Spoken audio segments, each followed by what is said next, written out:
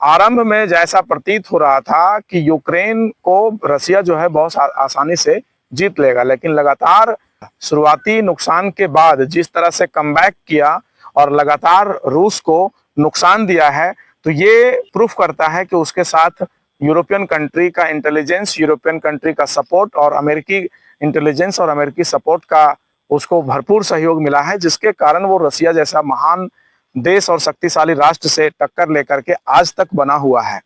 ये तो हम एक खेमा जो 2 साल पूर्व, और दूसरा खेमा जो है तो इजराइल और ईरान, फिलिस्तीन और यूं कहें तो गल्फ कंट्री के बीच में बनता हुआ दिख रहा है। और ये शुरुआत कहीं ना कहीं इजराइल के ऊपर जो हमला किया गया था उससे इसका शुरुआत होता है। और देखा जाए तो इजराइल अभी लगातार पिछले 4-6 महीने से जिस प्रकार से इजराइल जो है सो फिलिस्तीन को तो पूरी तरह से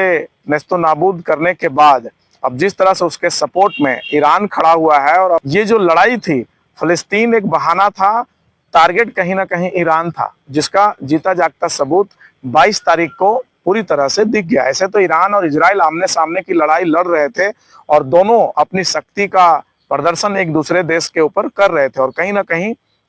शुरुआती दौर में ईरान को नुकसान होता हुआ दिखा, लेकिन जिस तरह से ईरान कमबैक किया और उसके जितने भी सुरक्षा घेरा है इजराइल के पास, जितना भी सिक्योरिटी का जो इंतजाम था, डिफेंस सिस्टम का इंतजाम था, उसको भेदते हुए जिस तरह से इजराइल के ऊपर ईरान का हमला हुआ, ये जो है सो तीसरे विश्व युद्ध की ओर दुनिया को ले जाने के लिए मैं समझता हूं कि आगे बढ़ चुका है।